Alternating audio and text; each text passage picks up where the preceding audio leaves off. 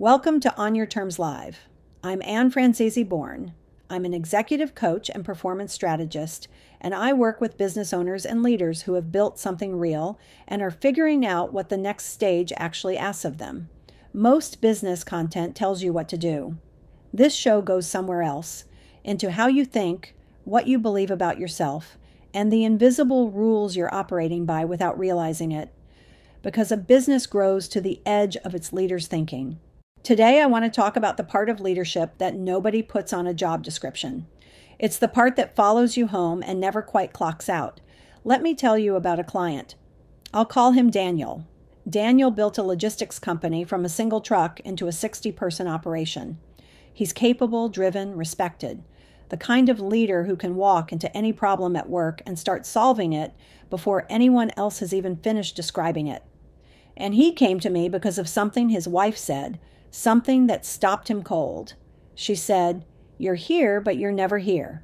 Now, on paper, Daniel was doing everything right. He made it home for dinner most nights. He coached his daughter's soccer team. He took the family on vacation twice a year. He was present for all the moments that are supposed to matter, except he wasn't. Not really.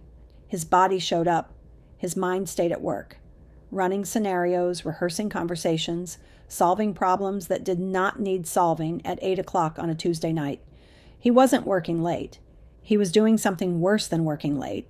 He was home and at work at the same time, giving his family the shell of his presence while his attention lived somewhere else entirely. Here's something I've noticed about high-performing leaders. The very thing that makes them good at leadership is often the thing that makes them bad at leaving it.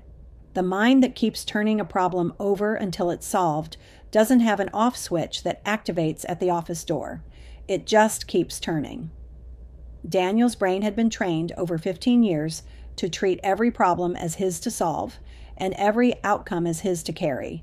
And that training didn't know how to tell the difference between a genuine crisis and a passing thought. So it treated everything as worth chewing on, all the time, including the hours that were supposed to belong to his family.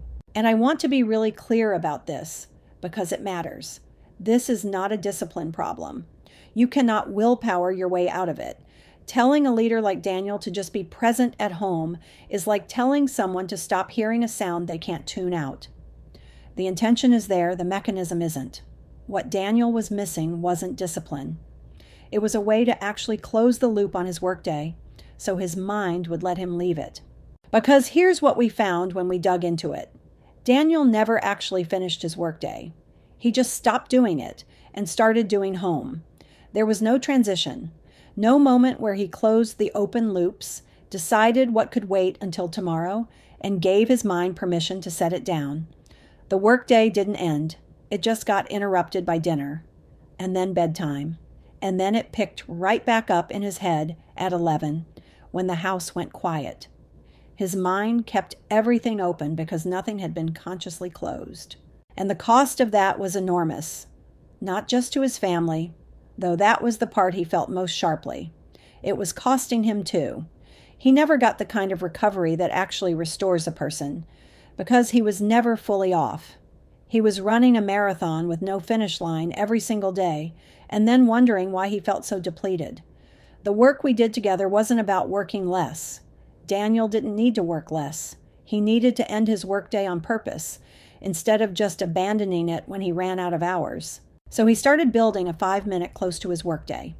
Before he left the office or shut the laptop, he'd answer 3 questions. The first, what actually got resolved today that I can let go of? The second, what's still open and when will I deal with it? And the third, what am I carrying that isn't mine to carry right now? That last question did more than the other 2 combined, because so much of what Daniel brought home wasn't even actionable. It was worry over responsibility for things outside his control, the weight of outcomes he couldn't influence by thinking about them at the dinner table. Naming what was still open and deciding when he'd handle it told his mind the loop was managed.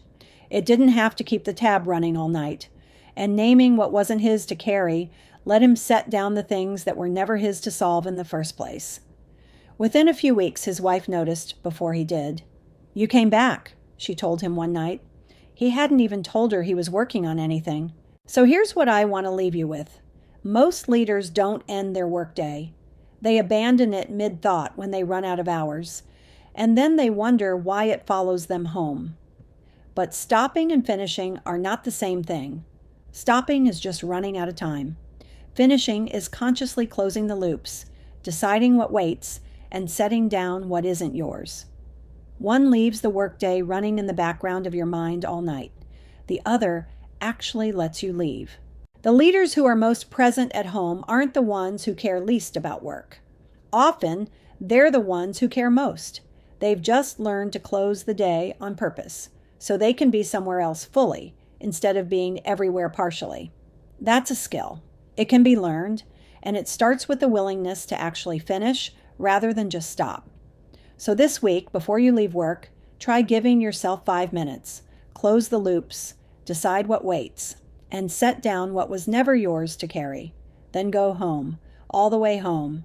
Thank you for spending this time with me. If something in today's episode challenged how you were thinking about it, that's the point. You can find everything I do at journeytosuccess.me. That's journey to success.me. I'm Ann Franzese Bourne. This has been On Your Terms Live. Until next time, keep thinking, keep growing, and keep building your life on your terms.